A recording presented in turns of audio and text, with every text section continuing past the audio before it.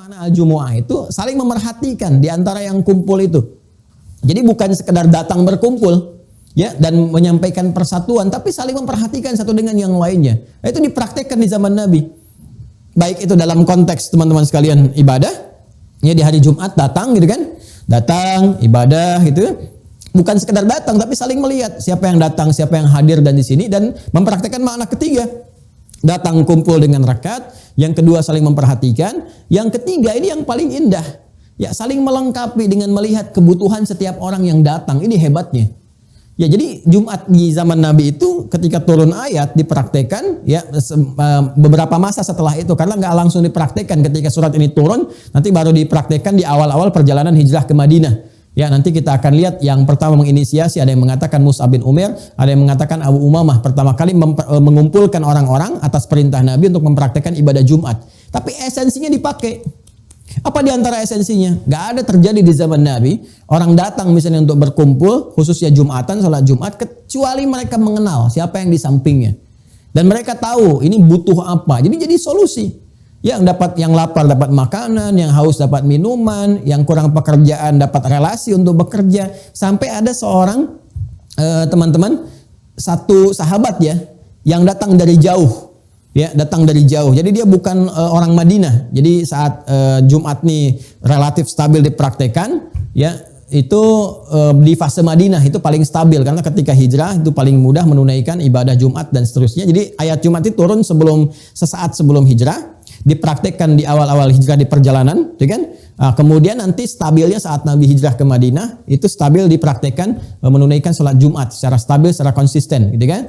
Nah, yang paling menarik nanti ada seorang sahabat dari Gotofan. Gotofan itu satu suku wilayah di luar Madinah pada saat itu, ya. Namanya Sulaik al-Gotofani. Sulaik ini datang pas dalam satu riwayat disebutkan di hari Jumat. Ada surat menyebutkan hari Jumat. Jadi ketika Nabi sedang berkhutbah, ya ini di pertengahan dia datang.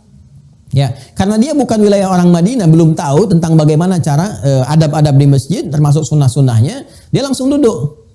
Ya, maka Nabi kemudian menyampaikan satu kalimat bersifat umum. Nah, ini bagusnya nih. Jadi kalau ada seseorang yang belum tahu, ya terus kita sedang mengajar atau jadi guru atau Anda menjadi pejabat misalnya di perusahaan, ya jangan menyinggung langsung ke orangnya. Kalimatnya halus Nabi, dibuka dengan kalimat umum. Maka kata Nabi mengatakan, "Idza dakhala ahadakumul masjida fala yajlis hatta yusalli rak'atain." Jika kalian masuk ke dalam satu masjid, berniat untuk i'tikaf, untuk duduk keperluan tertentu, ya, untuk ibadah misalnya, menunggu waktu sholat dan sebagainya, maka jangan langsung duduk, ada sunnah sholat 2 rakaat terlebih dahulu. Itu yang kemudian kelak disebut dengan tahiyatul masjid. Ya, kelak disebut dengan apa? Tahiyatul masjid. Tapi ketika kemudian kalimat Nabi itu disampaikan, orang-orang tahu, langsung orang melihat kan? Ya, Nabi memberi isyarat nih ada teman kita yang baru. Jadi hadis yang disampaikan Nabi bukan hanya menunjuk kepada satu syariat sunnah tahiyatul masjid, tapi juga memberikan isyarat kepada orang-orang sekitaran Madinah. Ini loh, ada kawan kita orang baru, bukan dari kalangan ahli Madinah. Barangkali dia datang ke sini selain Jumat nanti butuh perhatian. Makanya orang melihat semua ke situ.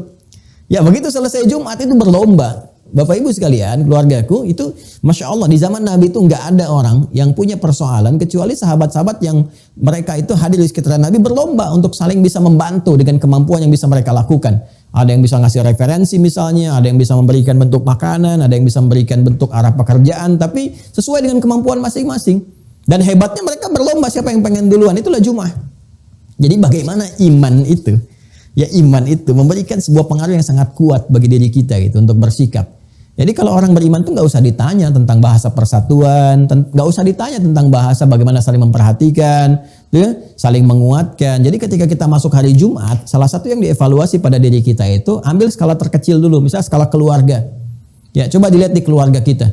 Jangan-jangan kita melihat jauh tapi lupa dengan keadaan di dalam diri kita. Bagaimana penyatuan di keluarga itu bisa dibangun. Ya, jangan-jangan mohon maaf di keluarga pun kita masih melihat ya seperti aktivitas-aktivitas yang dipopulerkan di masa jahiliyah. Kehidupan keluarganya hanya untuk menata diri supaya makmur dalam segi harta, ayah bekerja mengumpulkan harta, punya kedudukan, hanya untuk weekend jalan-jalan aja. Ya, beli ini aja, beli itu, menikmati kehidupan dunia. Kalau cuma itu orientasinya, orang jahiliyah itu lebih hebat, lebih duluan. Ya, jadi kita mulai dari lingkungan keluarga dulu yang paling kecil, tata dulu, kan? Kumpul, saling menguatkan. barangkali si bungsu perlu perhatian, si kakak perlu arahan, ada yang perlu diskusi, kitanya belum sempat, kan sama-sama kita melihat evaluasi seperti itu. Ya, saya ada laporan kasus nih, sebetulnya kasus ini berulang dari masa lalu, gitu kan. Ada anak yang ya dari dia kecil, sekolah Islam bagus dan sebagainya, ketika dia masuk kampus pintar, ini sebenarnya kisah masa lalu juga tapi terulang kekinian. Ya, ketika sudah masuk satu kampus, nalar dia sudah mulai berpikir luar biasa, tiba kemudian datang ke rumah dia minta izin pindah agama. Anda bayangkan. Dan ketika ditelusuri ya penyebabnya, yaitu salah satunya kurang perhatian, ya kurang rekat hubungan antara orang tua dengan anaknya. Jadi kita jangan bicara jauh dulu, kan aspek jauhnya itu kan dengan sekitaran, dengan tetangga dan sebagainya. Makanya Jumat kan menarik, ada sholat harian berjamaah, itu lingkaran terdekat, satu RT misalnya, RW. Tapi kalau Jumat kan dari mana-mana datang. Coba Anda bayangkan kalau dipraktekkan ibadah harian, ibadah pekanan, ibadah tahunan. Jadi kalau semua makna itu dipraktekkan, Jumat dipraktekkan dengan benar, saya yakin kemiskinan akan terkurangi. Itu kan kenapa? Karena semua orang mempraktekkan dengan baik. Ya, cara dia bergaul, cara dia merekatkan hubungan dan sebagainya. Apalagi kalau haji dipraktekkan, saling merekatkan semua satu dengan yang lainnya. Ya, dan Allah memberikan kesan apa yang sangat dalam, fas'au ila dzikrillah. Kalau sudah muncul sepekan hari Jumat itu, fas'au ila dzikrillah, maka bergegaslah kalian semua untuk ingat kepada Allah. Ya, jadi untuk laki-laki ada ibadah spesifik salat, kan? Tapi semua diminta oleh Allah, baik laki-laki ataupun perempuan, coba ingat zikir kepada Allah. Ternyata ini bagian kedua terakhir yang ingin saya sampaikan sebelum masuk ke keistimewaan. Kita sejarah Jumat sudah tahu tadi. Ya, sekarang syariat Jumat juga muncul, ya sudah disampaikan. Nah, yang paling menarik ketika Allah Subhanahu wa taala menyampaikan lewat ayat ke-9 ini, fas'au ila dzikrillah, bergegas untuk ingat kepada Allah, zikir kepada Allah. Ternyata Allah memberikan kesan evaluasi kepada kita. Pada kita semua tanpa kecuali. Ya, zikir itu semua aktivitas yang kita kerjakan yang mampu mengingatkan dan mendekatkan diri kita kepada Allah. Ya, kita ingat Allah, zikir. Ya, zikir dan mendekatkan. Jadi bukan sekedar ingat tapi membangun kedekatan dengan Allah. Jadi kalau kita berzikir nggak membuat kita dekat, maka ada yang kurang sempurna dalam zikirnya. Jadi bukan sekedar kita mengingat, ya, dalam konteks misalnya kita membaca sesuatu, ingat tapi nggak membuat kita dekat. Nah, ini ada yang belum sempurna, bukan salah ya, sekali lagi bukan salah. Ya, dia dapat pahala dengan kalimat sesuai dengan niatnya, tapi manfaat dari situ belum sempurna dia dapatkan. Ya, misal semua kegiatan yang mendekatkan kita dengan Allah, kalimat thayyibah, ya, kalimat thayyibah, subhanallah, alhamdulillah, Allahu akbar, itu zikir namanya. Ya, Quran surah keempat An-Nisa ayat 103.